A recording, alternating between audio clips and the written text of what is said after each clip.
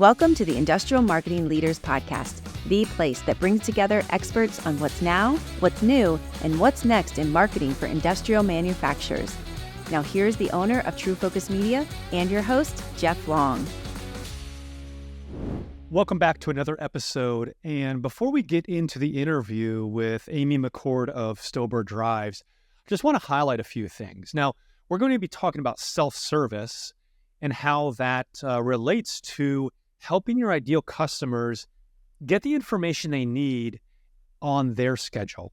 And I know how important this is, and a lot of manufacturers are doing this better these days, but there's so many manufacturers that could improve on this process. So if that's you, if you're listening to this and you know that some of your self-service options aren't available, meaning videos and articles and content and other helpful ways that customers can get information, then you need to be thinking about how can you improve that side of your marketing. Now, we talk a lot about videos on this podcast. What we've done, personally, my company has done for Stober Drives, but also we talk about other unique things like configurators. So stay tuned for that. I know you're going to really enjoy this podcast with Amy McCord of Stober Drives. All right, welcome back to another podcast episode here. Today I have Amy McCord of Stober Drives. And let me tell you a little bit about Amy before I bring her on here. Amy is the marketing manager at Stober Drives. She focuses on generating leads, optimizing user experience, and empowering her team. She believes in marketing on both internal and external stakeholders, building a strong culture for the organization. Amy holds a bachelor's degree in business administration with a concentration in marketing from Morehead State University and a master's degree in journalism and mass communications from Kent State University. So Amy, thanks so much for being here today. Hey, Jeff. Thank you very much for having me. Yeah, I'm looking forward to talking about what's going on the marketing landscape with you and Stober Drives. And so the first question I want to ask is more personal in nature, so people can get to know you a little bit more. Before we recorded, I asked you, hey, do you want to talk about this or that? So you mentioned something about tractors, and as a dad of I have a boy who loves tractors and anything construction and farming and all that. Tell me a little bit about what that means to you and your family. My husband and I have two little boys, Clint and Nolan, and we live on a farm in Mays, Kentucky. We are obsessed with tractors at the moment. That's all my boys want to play with. That's all they want to do. If they have the opportunity to go and ride with my husband while he's doing something on the farm, they're there. They can't wait to go, and that's their biggest enjoyment right now. That's amazing. I know my son and my daughters would be super jealous. They're kind of the barefoot creatives that are just, running all over the place, climbing trees and having fun. And so can totally relate. So let's talk about today. Well, before we get into kind of the main topic of self-service, briefly tell me about your company, your product offerings, and things like that. Sure. So Stober Drives was founded in Maysville, Kentucky in 1991. We're actually a German company, and our headquarters in Germany was founded in 1934 in Pforzheim, Germany. We make industrial gearboxes and servo motors for a variety of industries. You can find our products in automation, packaging, machine tool, beverage, and food companies across North America. What we pride ourselves on is being the best when it comes to quality, delivery, and service. We want to provide you with a product that lasts much longer than you expect it to. It's going to be backed with a very fast delivery. So when you order it, you're not going to be waiting weeks to get it. And we have the absolute best people to support the product, from coming in with the sizing to the building of it to shipping it out the door and getting it installed in your factory. That's great. And, some behind the scenes, since we've worked together on different projects over the years, a lot of times I tell people about Stober Drives. I'm so impressed with the people and just how you are, people focused in amazing ways. And obviously that helps your products and how you serve, your customers be so much better. And so, I have seen firsthand, how all of that plays out that you just talked about. Our people's probably one of our biggest things, and that's what really makes Stober a different place to work for and to be a part of. So we really want to make sure we're treating people like an individual, not a number. We care about them. When our owners come in, they're asking how people are doing, how their families are. And then by having such a great culture, you also see that reflected just in what we bring to the market. People really care about being the best for our customers. Yeah, I love it. And you're a learning company. I mean, every time I'm at your facility, there's books, there's groups, there's learning, there's growth. Like, again, I just love it because that's kind of how my mindset and outlook is as well. So, yeah. So, Amy, can you explain the concept of self-service and why it's important for your customers? Absolutely. Self-service isn't something that's really new in terms of just customers in general. We've seen this a lot with business to consumer organizations. People want to be able to find enough information to get a solution on their own, whether that's just answering a question or being even able to purchase. I think we've probably all seen that statistic that buyers are 60 to 70% of the way through the purchasing decision before they contact a company.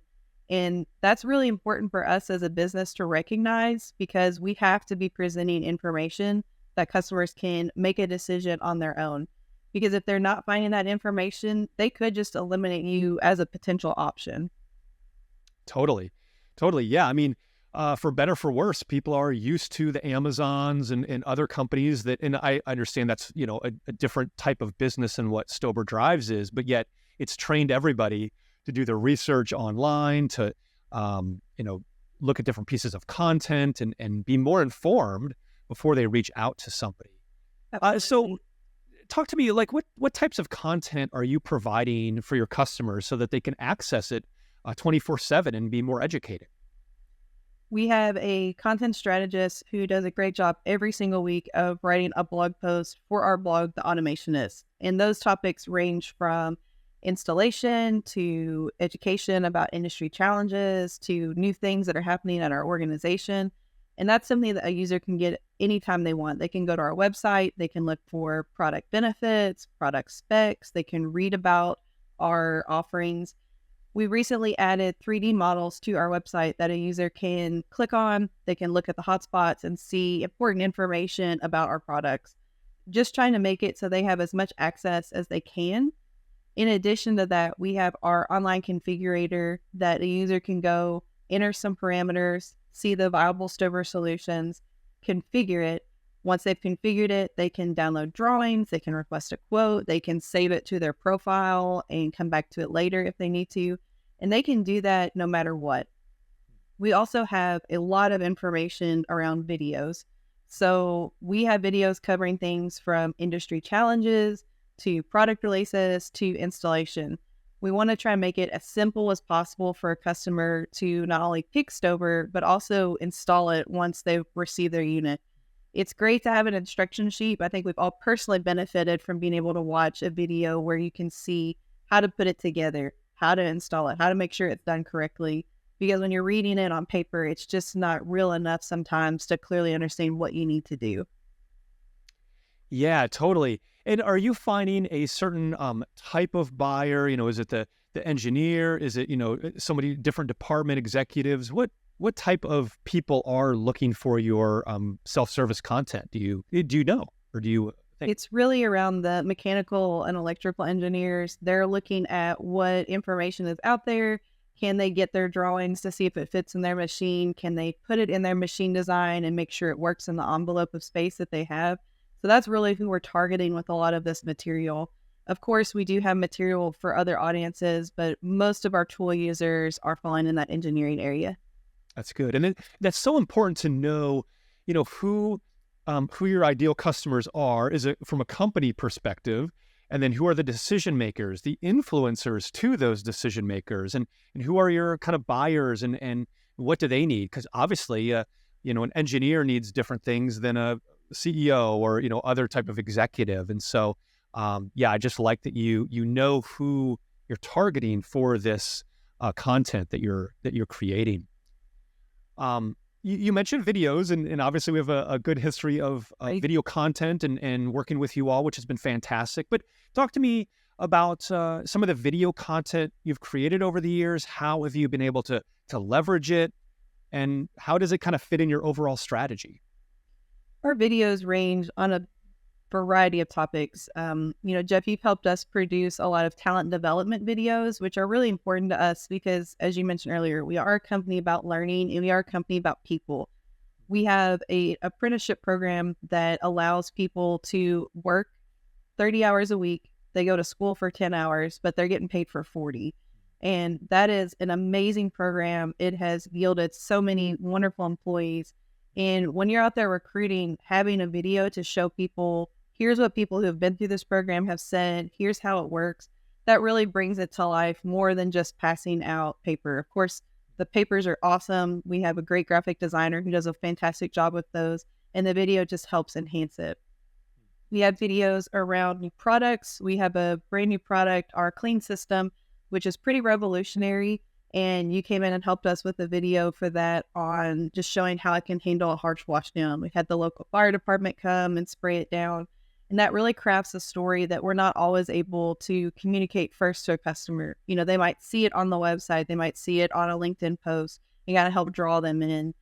We do videos as well on our industry challenges. So we have our Power Tips series that has suggestions for how to deal with common problems like water ingress in motors, how to size a gearbox, things you need to consider, things to consider when you are selecting oil, just a variety of topics. And our goal is really just to educate the customer on what they could do. And then we also plug what is the benefit of choosing Stober and how we help with that issue. Yeah, that's so good. And I like that you're looking at video, in multiple ways, right? It's not just say, hey, let's talk about our company and do one kind of overall video. It's no, we want to talk about our people development, our pre-apprenticeship and apprenticeship programs, and showcase the expertise of our salespeople through some thought leadership pieces. And it's a wide variety of content that people can get to know, like, and trust the people of Stober Drives, as well as see the inner workings of your products. I mean, yeah. It's one thing to describe, hey, our clean system, hey, it's IP69K certified or this or that. Mm-hmm.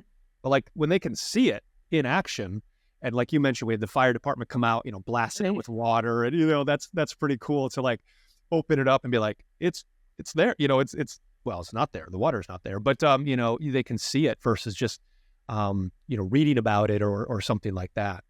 It just brings that content to life in a different way than reading it or looking at a white paper. We want communicating that benefit statement. We're backing it up with the video. I think that's what really is a differentiator.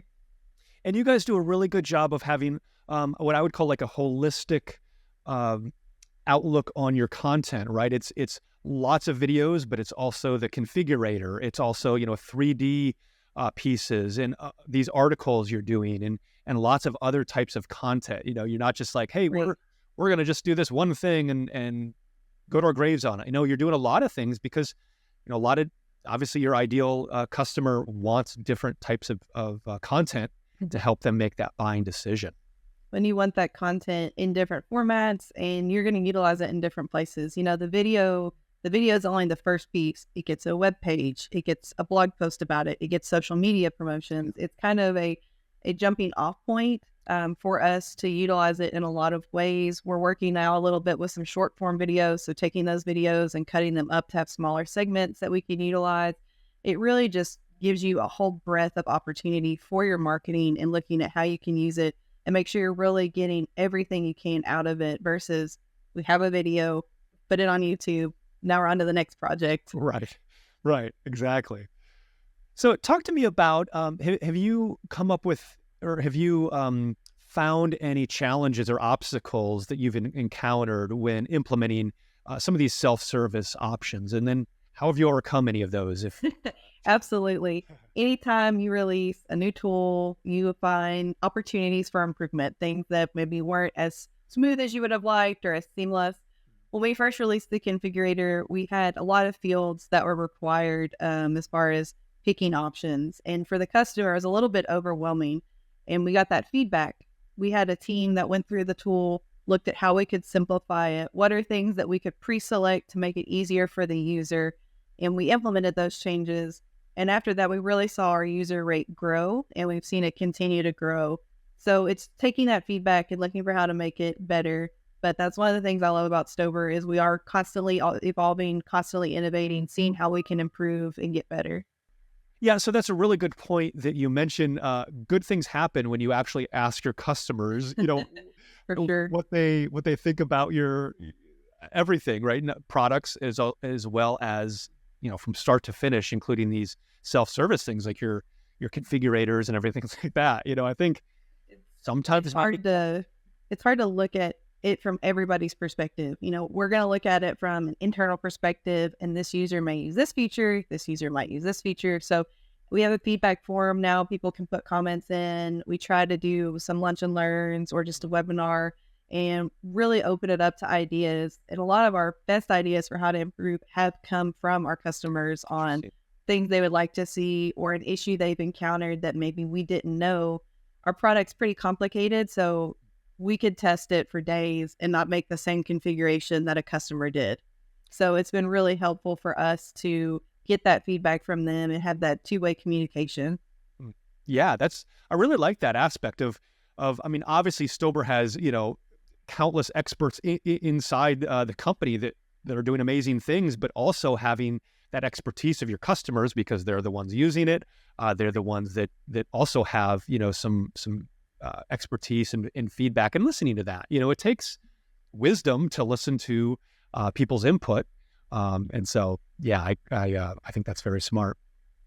So Amy, looking ahead, what future enhancements or innovations do you envision for your self-service offerings?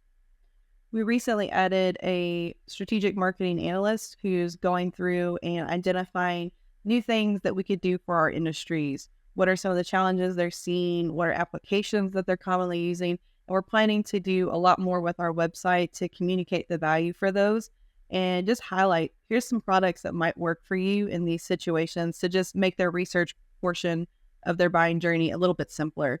We are also, continuing to improve the website. Our web developer does a great job looking at benchmarking other companies, seeing what we could do. And then, of course, with our configurator, we've had a lot of requests for pricing and delivery information. Right now, they go in, they download a drawing, or they can request a quote, but they can't see pricing, they can't see delivery. So that's something that we're looking towards in the future, just to continue to make it easy for them to get all the information they need, send over their information for a purchase, and continue on their path.